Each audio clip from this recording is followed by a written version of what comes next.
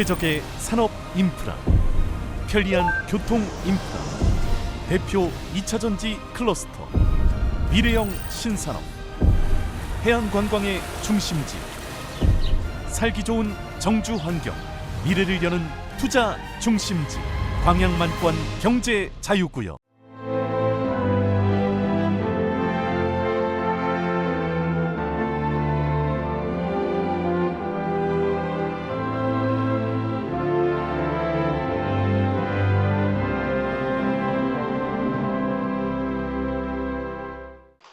할렐루야.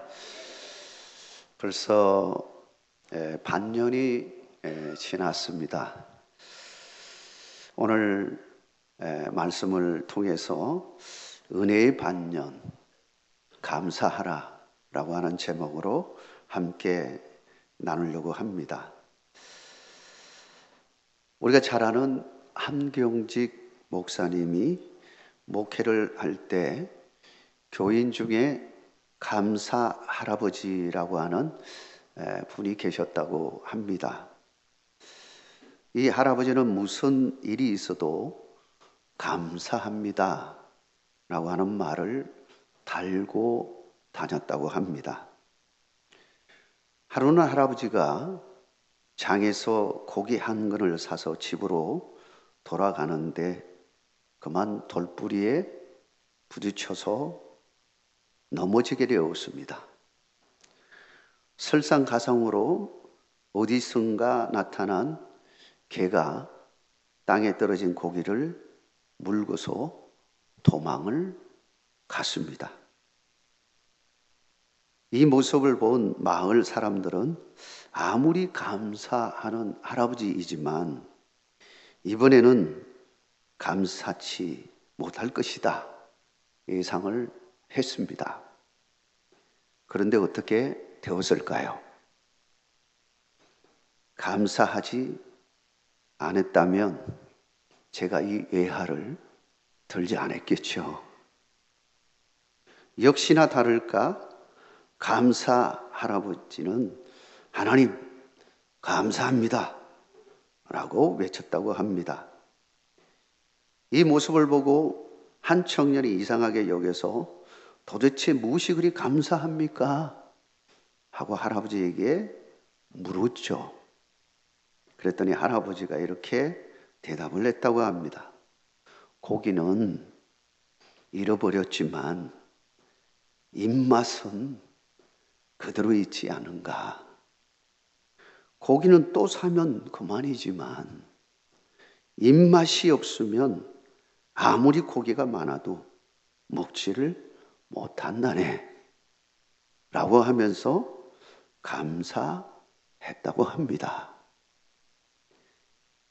명설교가인 찰스 스펄전 목사님은 감사에 대해서 이런 고백을 했다고 합니다. 밤 하늘에 별빛을 주신 하나님께 감사하라.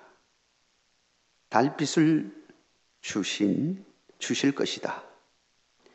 달빛을 주신 하나님께 감사하라. 햇빛을 주실 것이다. 햇빛을 주신 하나님께 감사하라. 영원한 빛을 주실 것이다. 라고 말씀하셨다고 합니다. 이렇게 보면 감사는 결국 구원에 이르는 빛이요 씨앗임을 알 수 있습니다. 감사는 단순히 감사의 말로만 끝나지 않는다는 것이죠. 반드시 감사의 열매가 맺힌다고 하는 것입니다. 작은 감사는 더 큰 감사로 자라나는 것입니다. 오늘 반년을 보내면서 여러분의 삶의 자리는 어떠했습니까? 감사로 넘쳐나십니까? 아니 혹 감사할 것이 없다고 생각하십니까? 오늘 다윗이 주시는 감사의 삶을 통해서 우리 또한 더 큰 감사로 나아가는 귀한 은혜의 시간이 되기를 주의 이름으로 축복합니다. 과연 다윗은 어떤 감사를 드렸을까요? 첫째는 다윗은 지금까지의 내 모든 은택, 은혜를 기억하고 과거 일에 감사하고 있습니다. 오늘 시편의 저자인 다윗은 하나님을 향하여 온 마음과 뜻을 다하여 하나님을 송축하고 찬양하고 있습니다. 1절 말씀에 내 영혼아 여호와를 송축하라. 내 속에 있는 것들아 다 그의 거룩한 이름을 송축하라. 특별히 여기서 말하는 이 송축이라고 하는 이 바라크라고 하는 단어는 단순한 단어가 아니고 사랑과 감사에서 나오는 내적인 찬양임을 알 수 있습니다. 찬양이라는 단어가 여러 가지가 있죠. 찬양한다, 찬송한다, 여러 단어가 있지만 송축합니다라고 하는 이 단어 속에는 사랑과 감사에서 나오는 내적인 찬양이라고 하는 것입니다. 다윗은 진심을 다해서 하나님께 감사하며 그분에게 모든 영광을 돌리며 찬양하고 있는 겁니다. 그가 왜 하나님께 송축하며 찬양하고 있을까요? 바로 지금까지 그에게 베푸셨던 갚을 수 없는 하나님의 호의, 즉 하나님의 은택 때문이라고 고백하고 있는 것입니다. 2절 말씀에 보면 은택이라고 하는 사카흐라고 하는 이 단어가 나옵니다. 이 단어는 하나님이 행하신 은혜들을 모아놓은 것을 의미합니다. 한자를 보면 은혜 은자와 모택자 이 두 가지를 쓰고 있습니다. 은혜가 모인 은혜로운 연못, 은혜의 물길, 그런 의미로 사용하고 있습니다. 실제로 다윗은 과거에 베풀어 주셨던 은혜를 기억하면서 본문 3절, 4절에 일일이 그 애를 드러놓고 있습니다. 하나님이 내 모든 죄를 사하신 일, 내 모든 병을 고치신 일, 내 생명을 파멸에서 속량하신 일. 이 파멸이라고 하는 이 단어는 함정, 구둥이 그런 의미입니다. 그런 내 생명을 파멸해서 파멸될 정도로 웅둥이 속에 완전히 거기서 매몰될 정도로 그런 상황 속에 있던 나를 속량하신, 구원하신 그 일, 인자와 긍휼로 관을 씌운 일, 이 모든 것에 대하여 일일이 감사하고 있는 것을 보게 되어집니다. 사실 다윗의 생애를 살펴보면 한마디로 은혜의 삶이라고 할 수 있습니다. 갚을 수 없는 하나님의 은혜이죠.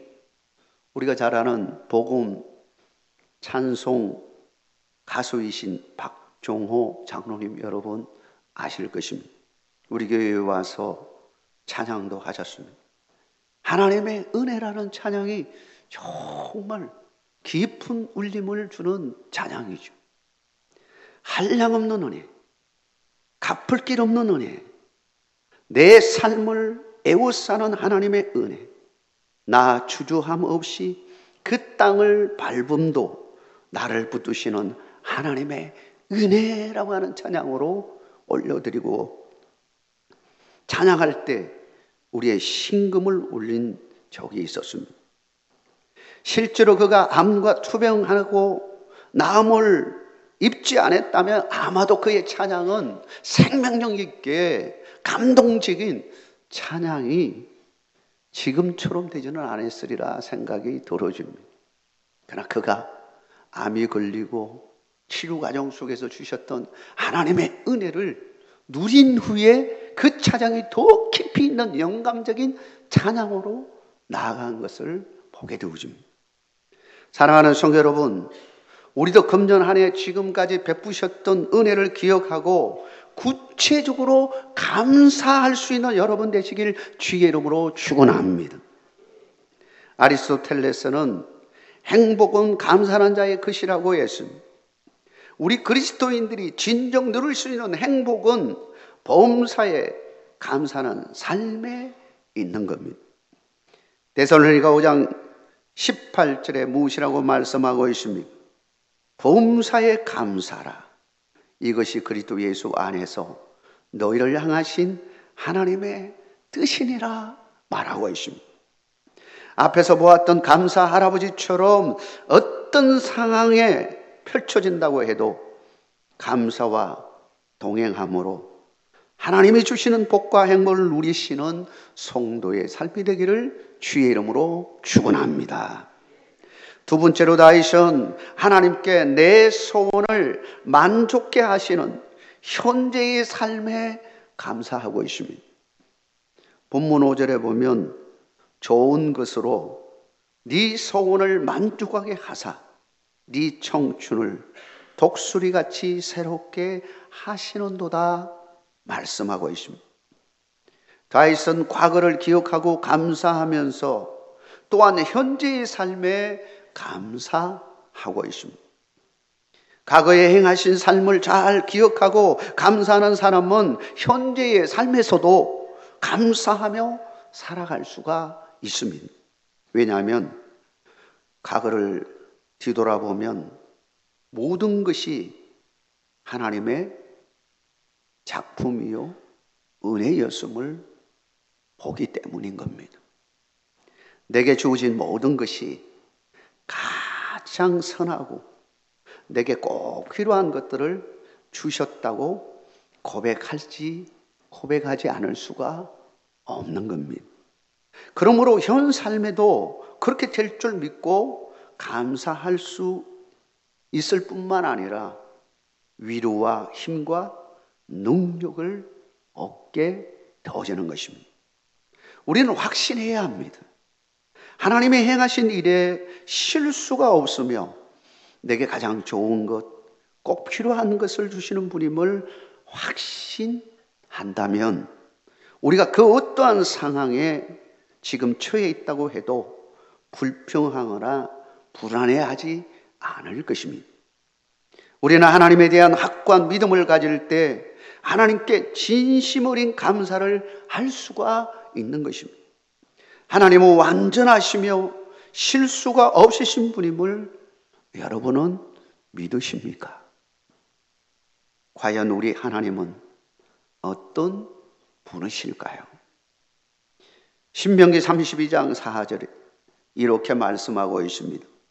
그런 반석이시니 그가 하신 일이 완전하고 그의 모든 길이 정의롭고 진실하고 거짓이 없으신 하나님이시니 공의로우시고 바르시도다. 우리는 하나님이 행하신 일은 하나님이 우리에게 행하신 일은 완전하시고 실수가 없으심을 우리는 확신해야 하는 것입니다. 이러한 확신이 있을 때 우리는 의심 없이 현재의 삶에서도 하나님의 우리와 함께 하시고 우리를 선한 길로 인도하고 계심을 믿을 뿐만 아니라 진정한 감사회로 나아갈 수가 있는 것입니다. 다윗은 본문에서 네 청춘을 독수리같이 새롭게 하시는도다 고백하고 있습니다. 지금까지 우리와 함께 하시고 지금도 함께 하고 계신다는 확고한 믿음의 날개가 있다면 우리는 얼마든지 독수리같이 비상하는 은혜를 누릴 수 있다고 하는 것입니다. 이사야서 40장 31절에 오직 여호와를 앙망하는 자는 새 힘을 얻으리니 독수리가 날개치며 올라감 같을 것이요 다른 박질하여도 곤비하지 아니하겠고 걸어가도 피곤하지 아니하리로다. 사랑하는 성도 여러분, 과거에 행하신 하나님의 놀라운 일에도 감사하시고 아울러 여기 지금 현재에서도 감사하는 삶을 산다면 반드시 여러분의 삶에 독수리 날개치며 올라감 같은 비상하는 은혜를 누릴 줄 믿습니다. 금년 후반기 삶에도 더욱 여러분의 삶이 비상하는 은혜를 누리시기를 주의 이름으로 축복합니다. 마지막으로 다윗은 내 인생을 사랑으로 품으신 아름다운 미래에 감사하고 있습니다. 다윗은 과거를 기억하며 오늘 감사할 뿐만 아니라 다가올 미래까지 감사하며 나아갑니다. 다윗은 공의와 정의로서 심판하시는 하나님의 모습을 미리 모세와 이스라엘에게 알리셨다고 말씀하고 있습니다. 본문의 6절, 7절에 보면 여호와께서 공의로운 일을 행하시며 억압당하는 모든 자를 위하여 심판하시는도다. 그의 행위를 모세에게, 그의 행사를 이스라엘 자손에게 알리셨도다. 하나님의 심판 앞에 과연 누가 구원을 받을 수 있겠습니까? 오직 하나님을 경외하는 자 외에는 구원을 받을 자가 없는 겁니다. 본장에 1절은 안 했지만 13절에 가면 이렇게 말씀하고 있습니다. 아버지가 자식을 긍휼히 여김같이 여호와께서는 자기를 경외하는 자를 긍휼히 여기시나니. 여러분, 자식이 부족하고 연약하다고 아버지가 자식을 버리겠습니까? 그럴 수 없습니다. 유명인 가운데 자식 중에 장애인들을 가지신 유명한 분들을 우리가 종종 보게 되어집니다. 사실 특별한 시간이 있어서 깊이 있는 자기의 삶을 나누는 시간이 만약에 없었다면 아마 그분은 세상에서 정말 빛나는 삶을 살고 있다, 이렇게만 생각하고 우리가 그렇게 인식하고 그분을 이해했을 것입니다. 그런데 가끔 보면 토크쇼나 쇼나 요렇게 둘만의 시간을 가지는 그런 시간들을 나누는 종종 방송이 있습니다. 그 방송을 듣다 보면 저렇게 유명한 분이신데 저런 일이 있었구나. 가정에 저런 어려움도 있고 장애를 가지고 있는 아이도 있구나. 세상적으로 부끄러움이 없는 사람입니다. 유명한 사람입니다. 어쩌면은 자기 자녀가 그런 자녀가 있다는 걸 숨기고 살고 싶어 할 수도 있을 것입니다. 그런데 사랑하는 자기 자녀를 어찌 그럴 수 있겠습니까? 품는 겁니다.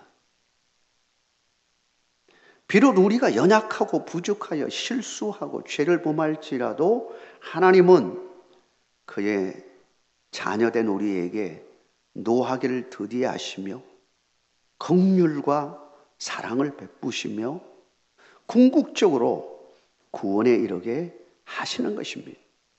이것이 다윗의 결론이에요. 우리의 삶은 해피엔딩이라고 말하고 있는 겁니다. 본장 14절에서 18절에 이렇게 말합니다.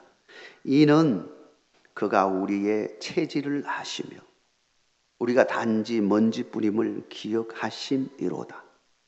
인생은 그 날이 풀과 같으며 그 영화가 들의 꽃과 같도다.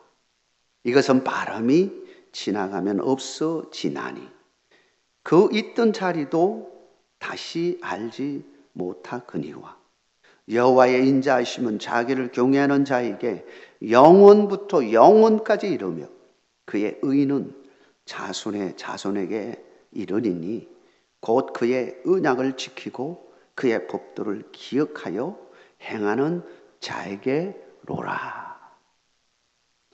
우리는 먼지같이 가치가 없고 보잘것없고 꽃과 같이 연약한 우리의 존재라고 할지라도 우리 하나님이 사랑으로 품어줄 때 우리는 아름다운 하나님의 아름다운 자녀로 살아가게 되는 것입니다.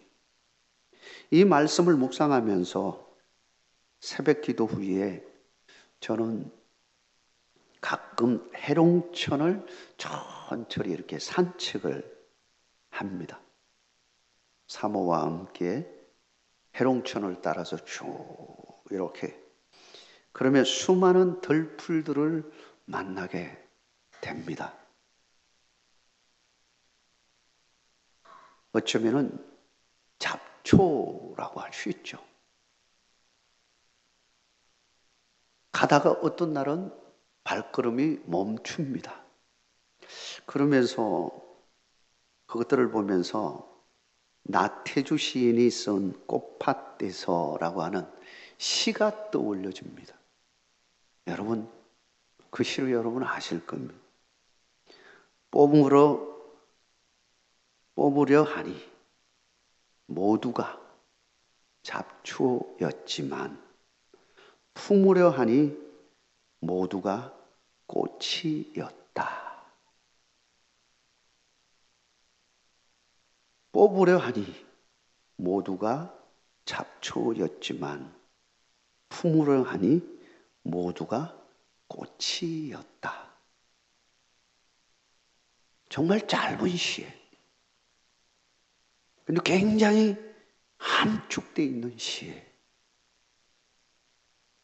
잡초라고 생각할 때는 별로 생각 없이 우리는 밟고 지나치기도 하고 그냥 함부로 어떨 때는 뭐 그냥 다 베버리기도 하고.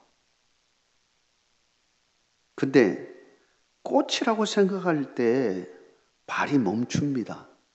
그리고 저는 카메라로 확대해서 이렇게 당겨서 찍기도 합니다. 이상하죠? 같은 종류인데요. 사랑의 하나님이 우리를 바라보실 때도 바로 이런 마음이라고 생각합니다. 하나님의 그 크신 사랑으로 하나님이 우리를 품으시고 우리를 하나님의 자녀가 되게 해 주신 것입니다. 실수투성이고 연약하고 뭔가 부족한 나의 이 모습 이대로 우리 하나님은 받아주시고 정말 잡초 같은 우리를 꽃으로 보시고 품어 주신 겁니다. 사랑하는 성도 여러분, 하나님은 우리의 인생을 꽃으로 품으셨다는 사실을 여러분 믿으시기 바랍니다. 이제 우리의 미래는 하나님이 우리의 정원사가 되사 우리를 아름답게 가꾸시고 행복하게 해 주실 줄 믿습니다. 이를 기대하고 감사하며 사십시다. 주님의 정원에 아름답게 피어난 꽃들이 되기를 주의 이름으로 축복합니다.